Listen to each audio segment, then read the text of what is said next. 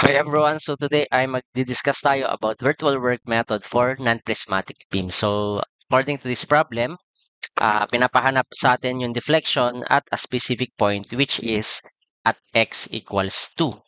Meaning dito siya natin kukuhanin, dito sa portion na to. Okay? Ayan. So first of all, we need to determine first yung reaction sa ating real beam. So madali lang yan. Okay, so para makuha natin yung reaction sa A, summation lang tayo ng moment at point B equals 0. So normally, ginagawa natin clockwise positive. So in this case, we have RA times natin sa total length na to. Ano? So this is 12 meters. And then wala na tayo ditong clockwise in this case. So sa point B yung pinag-uusapan natin. So ang next na natin is itong uniform load natin na 15. So minus, since siya ay counterclockwise, 15 times yung kanyang length. Ano? So yung length natin mula dito hanggang dito, which is 8. And then for the moment arm, kailangan nating i-locate nasan ba yung centroid nitong rectangle na to or yung ating uniformly distributed load. So kung mapapansin nyo, since ito ay 4, 4, alam natin ang centroid ng rectangle nasa ano yan, nasa gitna or nasa base over 2. So in this case, dito nakalocate yung ating resultant nitong uniformly distributed load. And for our moment arm, mula dito, syempre hanggang dito sa point P. So in this case, ito ay 4 plus 4. Okay, so we have here 8. So next is yung ating 40 kilonewton. And yung kanya moment arm dito is also 8. Okay? So minus 40 times sa 8 dito. And then lastly, we have the 30 kilonewton load, which is 2 meters away from point P. Okay, so minus 30 times 2 equals 0. So dito makakakuha na tayo ng value ng RA. Okay, so ang sagot natin dito, based sa nasolve ko sa calcu, 335 over 3. Okay? Next, to get the value of RB naman, summation na lang tayo dyan guys ng Fy equals 0. So, upwards positive tayo dyan. So, we have here RA plus RB minus yung ating mga load na vertical na pababa. So, we have 15 times yung kanyang base na 8. Ano? So, ito yung 8 natin, 8 meters. Then, minus 40 minus 30 equals 0. So, here we have the value. So, makukuha na natin guys dito yung ating RB. Okay? So, solving for RB, so makukuha nyo guys is 235 over 3. Take note, ito ay naka-kilonewtons pataas and kilonewtons na pataas din. So, napaka-important dito guys ng direction kasi makaka-apekto siya sa gagawin nating mga moment equation. Okay, so ito yung ating reactions for the real beam. Now, next step, since we are required to calculate the deflection at x equals 2, kailangan nating maglagay ng concentrated load which is 1 ang kanyang magnitude. Guys, unit load ang ilalagay natin. So, saan ba natin siya ilalagay? Ilalagay nyo siya doon sa kung nasaan yung x equals 2. So, in this case, dito siya natin ilalagay. Yan. So, ang magiging natin, ito yung ating yan. So, ito yung ating 2 meters. Okay? Ayan. So, ito rin yon yung point na yon. Ayan. So, lagay lang natin yung magnitude which is 1. Siyang unit. Okay. So, 1. And then next, we need to calculate the reactions dito sa virtual beam natin. So, tatandaan nyo kapag virtual work method, we have to analyze the beams na yung real beam, yung reactions niya, and the virtual beam. Okay? So, taking the moment at P equals 0 ulit. So, same process, summation ng MB equals 0. So, clockwise, positive. So, same, reactions natin na, directions, So, ang direction nito is assume natin na nakapataas yan. And this one is also upwards. Next step, magmo-moment lang tayo sa B. So we have here RA times yung kanyang distance. Based sa original drawing natin, ito ay 12 meters, okay? So RA times 12 minus yung unit load natin 1 times ano yung distance niya dito sa point P. So in this case, ito ay 12 minus 2. Okay? So ito ay 12 tapos ito ay 2. So ibig sabihin ito ay 10 meters. Okay? So dito ay 10 equal 0. So here ang ating RA is equal to, pag sinolve nyo yan, magiging 5/6. Yan. And then for our RB, summation lang tayo guys ng Fy equals 0. So upwards, positive lang tayo dyan. So here we have RA plus RB. Minus 1 lang natin yan, equals sa 0. So in this case, palitan nyo lang to guys. So ito ay magiging 5/6. So makukuha nyo yung RB which is equal to 1/6. Yan. So take note, ito ay mga pataas pa din. Okay? So that's how you calculate for the reactions. Okay, so next step is gagawa na tayo dito ng mga segments natin, no? Ngayon, paano nga ba malalaman kung ilang segments yung kailangan nyo? So take note, kailangan para maggawa kayo ng segment, dapat merong change sa loading, especially sa pag-create nyo ng moment equation, and dapat merong changes sa moment of inertia. So para makapag-segment kayo, kailangan nyo yung dalawang yon.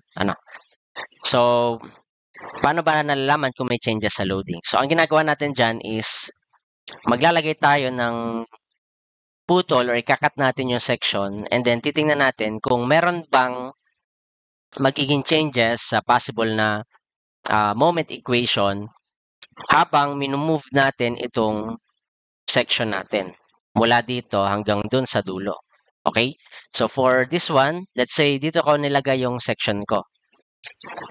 Yan. If we look at the left part of the section, kasi yun yung goal natin, di ba? Pag pinutol nyo tong part na to, ito yung makikita natin. Yan. Itong drawing na to. And for our virtual beam, ito lang yung makikita nyo. Okay? Imagine nyo parang tinakpan natin itong part na to. Okay? Parang tinakpan natin siya. So, makikita natin dyan, for this one, okay, so makikita nyo dito guys, meron kayo ditong 335/3 and then yung ating uniformly distributed load which is 15.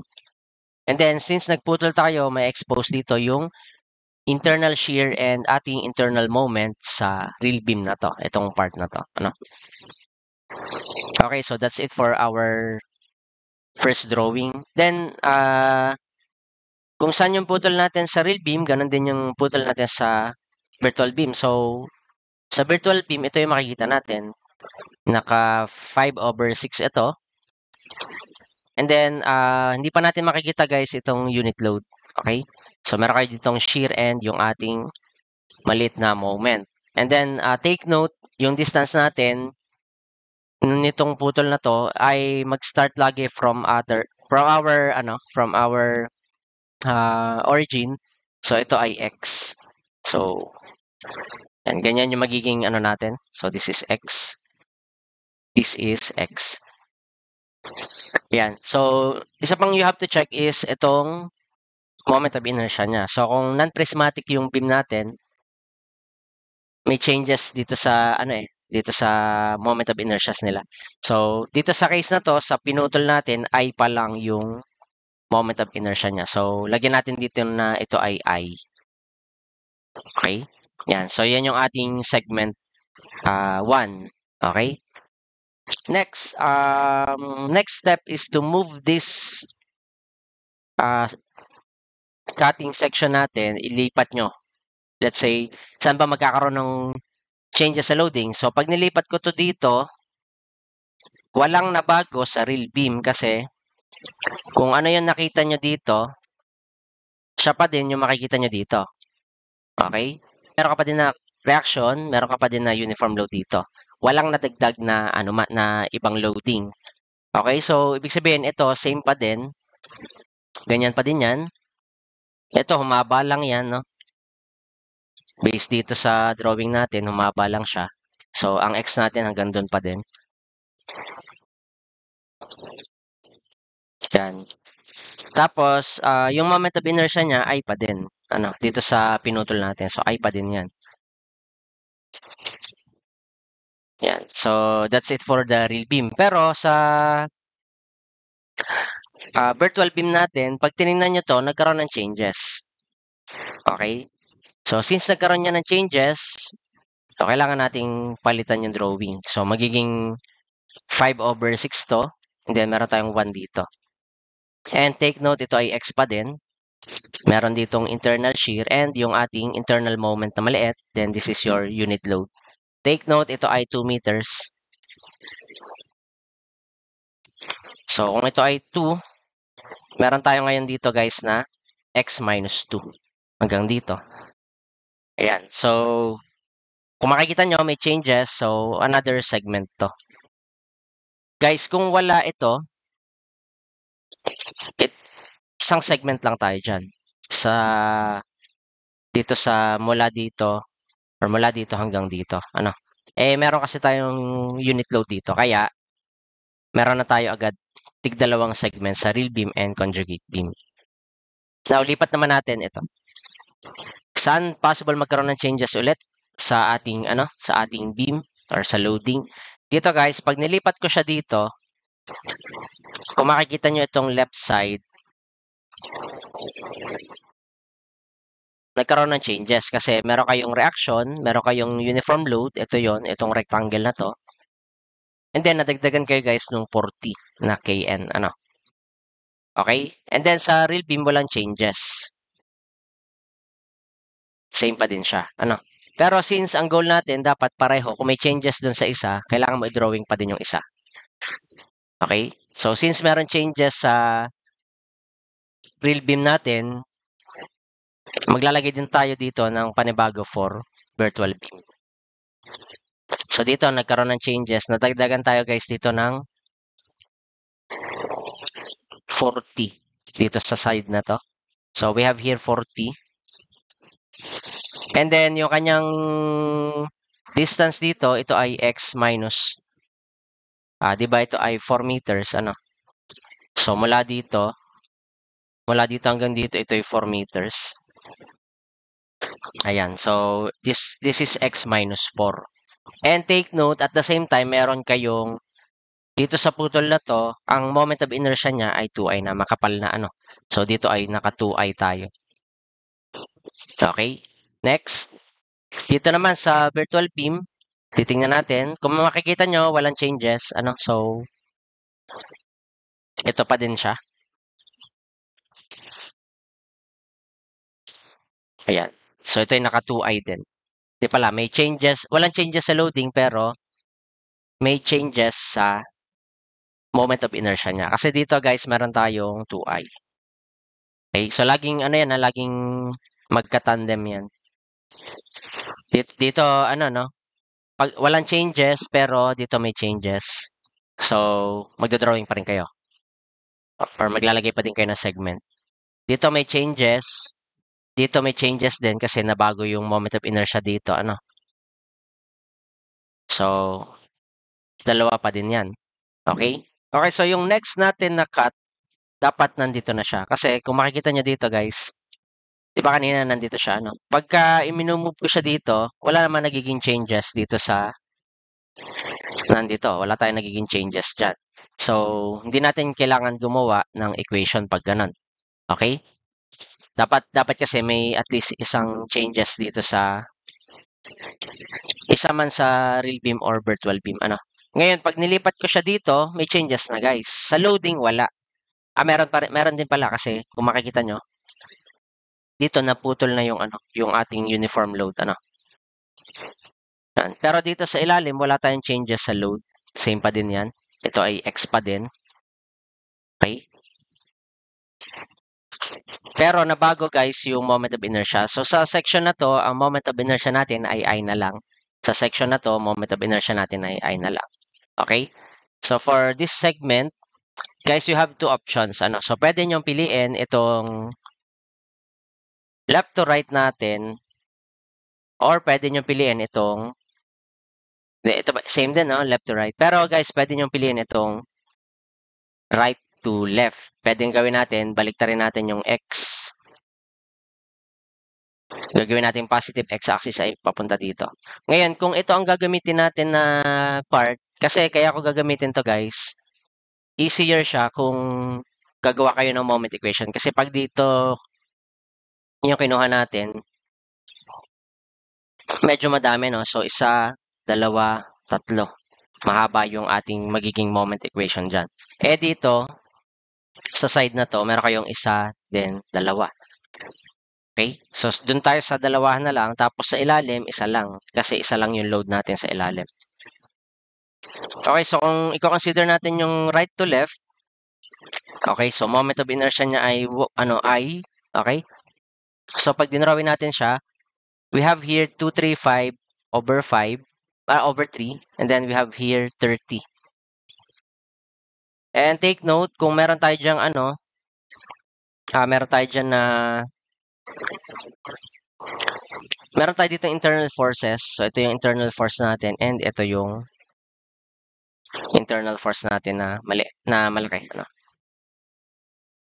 So, take note, ganito dapat yung kanyang direction. Kasi, kung makikita nyo, pagka left to right tayo, ganito yung drawing natin eh.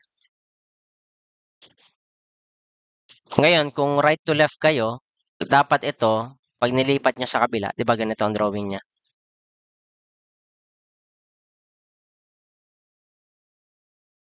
Yan, ito yung ating M. Yan, ganyan yung magiging natin. Magiging drawing. So, dito meron kayo ditong 235 over 3 and then 30. Parang ganyan. Ito yung makikita dapat natin. Okay? Ayan. So, gawa tayo ng moment equation. So, kung ito yung x, ito guys ay, kung ito ay 2, ibig sabihin ito ay x minus 2. Okay?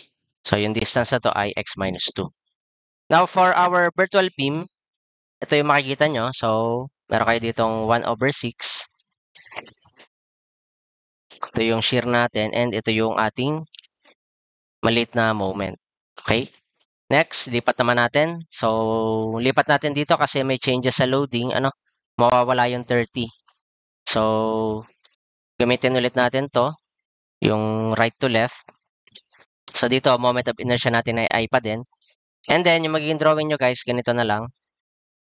So, we have here, 235 over 3.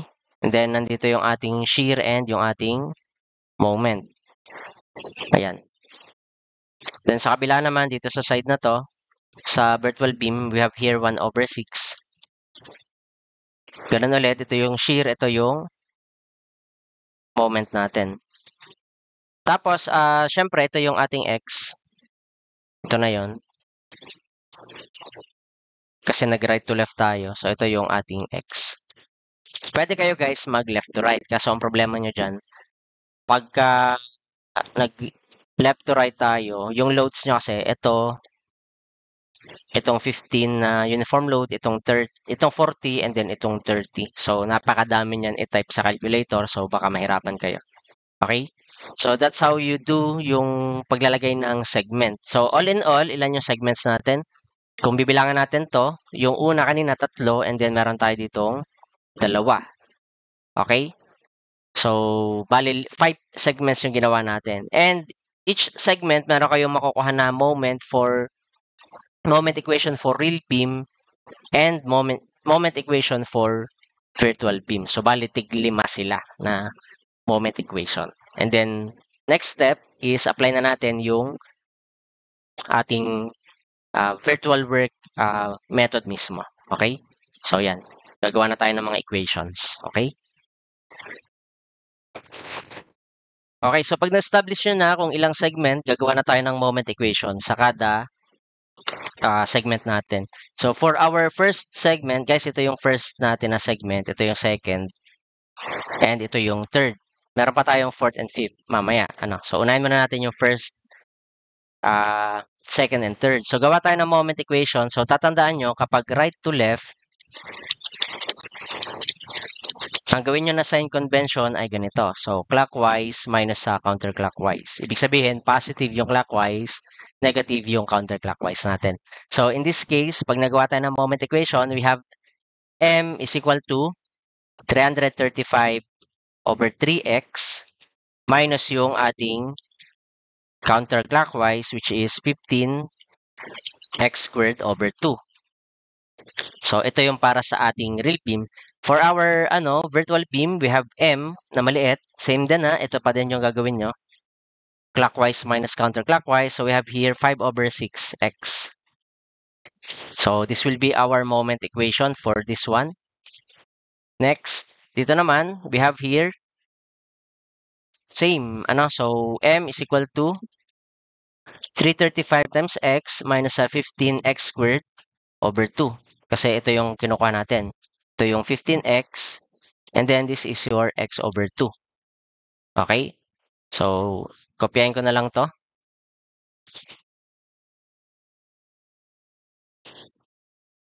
Yan. So, this is your equation for segment 2. Dito naman sa ilalim, since meron na tayong presence nitong unit load, so kailangan natin baguhin yung equation nyo. Magdadagdag tayo dito. So, clockwise natin, 5 over 6x. Then, meron tayong counterclockwise dito, which is nakaganyan yan, no? Minus 1 times sa x minus 2. So, ito yung ating moment equation for this one.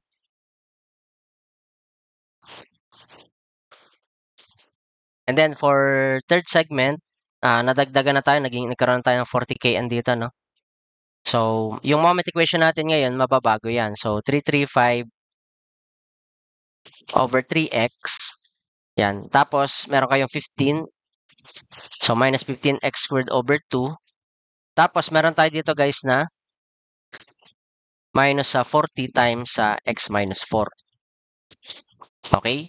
And then, for our third segment, we have here yung ating, same dito sa isa. So, m natin is 5 over 6x minus 1 times x minus 2 pa din. Ayan. So, meron na kayong moment equation dito sa tatlong segments. So, for the remaining two, gawin natin.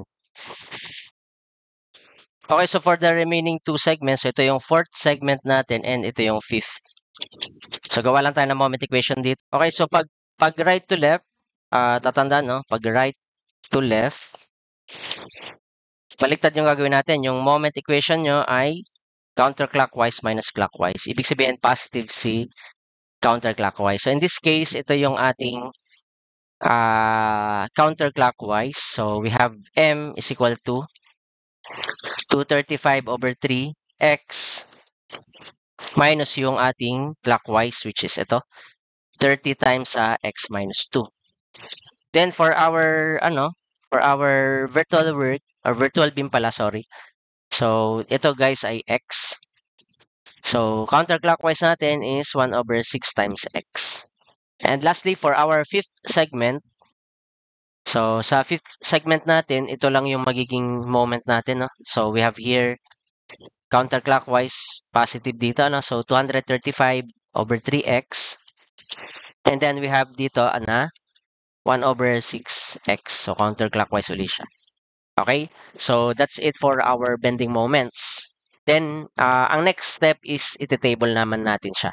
Okay? Okay, so yung next step, ilalagay ko dito yung mga pinagputulan or yung mga kailangan natin na segments, So, ang una kong ilalagay ay syempre itong sa mga ends. So, ito, tsaka ito. Lalagyan muna natin ng mga line, And then, saan ba, di ba meron tayo kaninang mga moment equation? Hanggang saan ba yung unang segment? So, ang unang segment natin, di ba, nagputol tayo dito. Siya ay matatapos hanggang dito sa kung saan nagkaroon ng changes sa load. Okay? Yan. So, next naman natin na, naging changes. So, Dito natin siya lalagay. So, dito nagkaroon ng changes sa load, nagkaroon ng 40kN, and nagkaroon tayo ng 2i. Doon nag-start yung 2i. Ano? Yan. Next, gagawin lang natin. Hanapin natin dito sa nagkaroon ng changes. So, dito guys, nagkaroon tayo ng changes. Dito yung point kung saan nagkaroon ng change from 2i papuntang i. Okay? And then next, ito yung ating nagkaroon ng changes dito. Ano? Kasi dito, meron ng 30kN. Okay? So, dito galing yung ating mga coilang segment. So, kung makikita nyo, kung ito yung ating A, lagyan natin ng letters. No? So, ito yung ating A, ito yung B natin. Ano? Lagyan natin ng letter C, D, E, and then F. Okay? So, first segment natin, ito. Second segment to. Third segment, fourth segment, and then ito yung fifth. And then, gagawa natin siya guys ng table. So, maglalagay ako dito ng segment. Ilalagay natin yung limits. Then, lalagay ko yung moment equation malaki for real beam. Ano? Then, yung moment equation natin for virtual. And then, yung ating 1 over EI. Titingnan natin kung ano yung mga moment of inertia. So, lagay natin yung mga segments. So, we have here AC, CD, DE. Kung naalala nyo, yung last two, ano tayo, no? Nag right to left tayo. Papaganito yung ating ano, no? So, pagka nag right to left kayo, ang gagawin nyo, uunahin yung letter sa right. Ano? So, we have here F, E, and then, right to left ulit tong last, so BF. And then, for our limits, so take note, nagsimula tayo sa 0 dito. Ito ay x equals 0. Okay? Pag left to right. Then ito, x is equal to 2. Sa left to right, ano? Then ito, x equals 4. So guys, ang measure natin mula dito ha, papunta doon. So ito yung 4. And then dito, x equals 8. Ano, pag left to right, mula dito hanggang dito, ito ay 8 meters. Now, pagdating nyo dito sa fourth segment, guys, tayo ay nag-right to left. Okay? So, sa fourth segment, meron kayo dito, guys, na pag right to left, ito ay x equals 4. Pag right to left, ito ay x equals 2. And pag right to left, ito ay x equals 0. Okay, so lagyan natin ng limits. So, tingnan nyo dito yung mga letters. Lagyan natin. For AC, titingnan nyo yung ating limit. So, we have here 0 at saka 2. Ibig sabihin dito ay 0 to 2. Next, for CD, we have 2 to 4. Okay? So, ito yung C, ito yung 2. Ito yung D, ito yung 4. For DE, we have 4 sa D. We have 8 sa E. Okay? So, ito yung 4 to 8. And then, for FE, guys, F yung simula, no? FE. Okay? So, we have 2. Ito yung sa F, ito yung sa E. To 4. Siguro, kung ano, kabisado nyo na lang kung paano yung naging direction. Alam naman natin A to C. Mahalaga guys na meron kayong ganito para sa drawing. C, D, D, E. Diba ang ating pagkaano ng letter, F, E. So, yan ay right. B, F. Right to left, ano. So, for BF, ito ay 0 to 2. Yan. And then, kokopyahin natin yung mga moment equation kanina. So, balik ako dun sa moment equation natin nung una. Dun sa first 3 segments natin, ano. So, kuhanin ko to guys. Para lang may lagay natin dun. So, etong una, ilalagay ko to sa A to C. Yan, hindi yata magkakasya.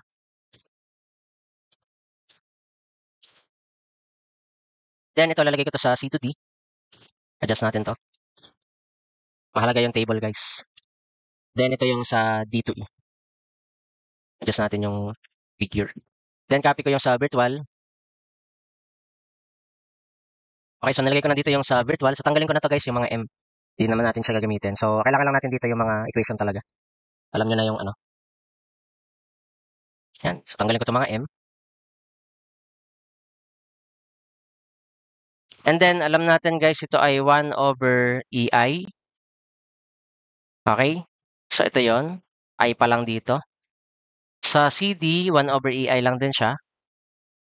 Pero sa DE, 2I guys yung ating ano, moment of inertia dyan. So 1 over 2 EI. Okay? Kasi 2I ito. Kumbaga parang ganito, E times 2I.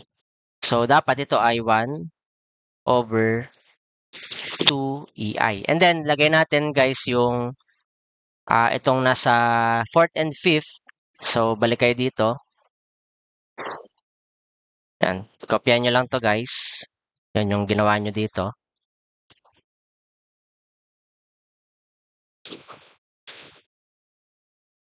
Okay, so ito yun. Nilagay ko na yung mga moment equation natin. And then ito guys ay 1 over EI kasi dito sa segment na to ay yung ano natin moment. Dito din ay din yung moment of inertia natin. Okay? So 1 over EI din to.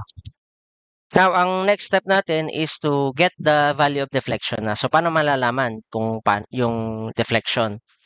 Gagawin lang natin, apply lang natin yung ano, external work equal sa internal work. So, yung ating ano, external work is 1 times delta. Okay? Equal siya sa, since ito yung maraming segment, so magsa-summation tayo dyan guys. Nung lahat nung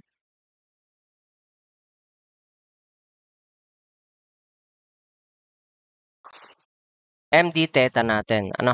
So, guys, itong d theta pala na to, ito ay equal din siya sa, if you still remember sa double integration, yung d theta over dx is equal to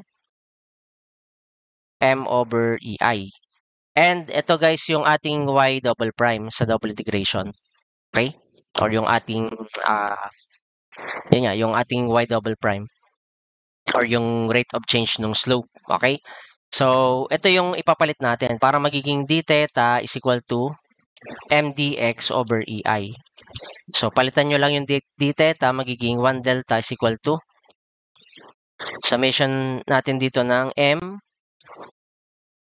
mdx over ei. And since yan ay ano, naka dx pa lang, kailangan nating integrate.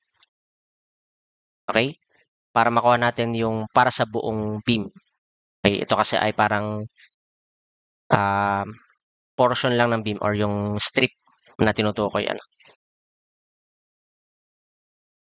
Ayan, so ganito yung gagawin natin. And yan, kung makikita nyo dito, meron na kayo ditong mga m, tsaka yung 1 over ei. So, gagamitin na lang natin yan. And for our limits, nakalagay na rin di siya dito. Okay, so gagawin lang natin 1 delta. So, lagay lang natin dito guys yung mga equation. No? So, punta muna tayo sa AC. So, we have here 0 to 2. Ta-type nyo na lang to guys sa calculator. Yan, eto. Copy nyo lang yan. Yan, tapos ito ay 5 over 6x dx. Guys, over ei. So, ang gawin nyo na lang, ilagay nyo dito. Yan. Okay, so add natin yung kasunod. Ito naman. Copy ko na lang to guys. Palit ako limits 2 to 4. Then, palitan natin to guys ng ito. Mag-add tayo dito kasi ito yun, nagkaroon tayo dito ng x minus 2. Ano? So, 1 times x minus 2 lang naman siya. So,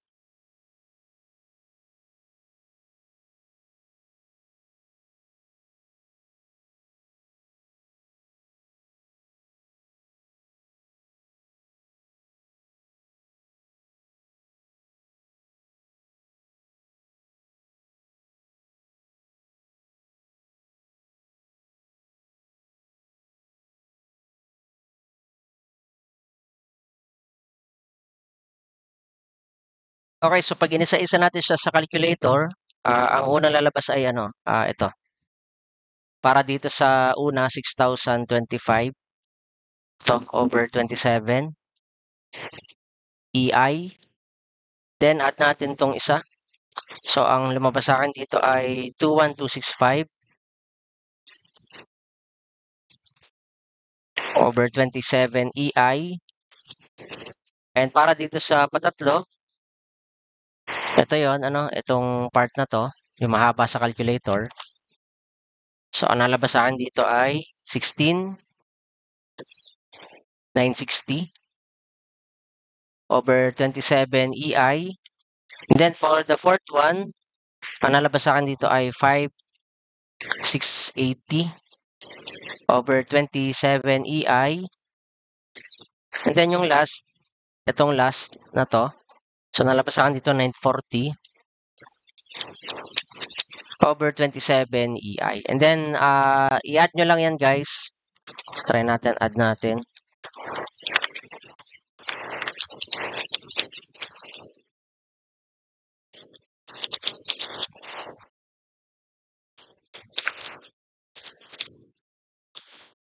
So nalabas sa akin ay 5,870 over 27 EI.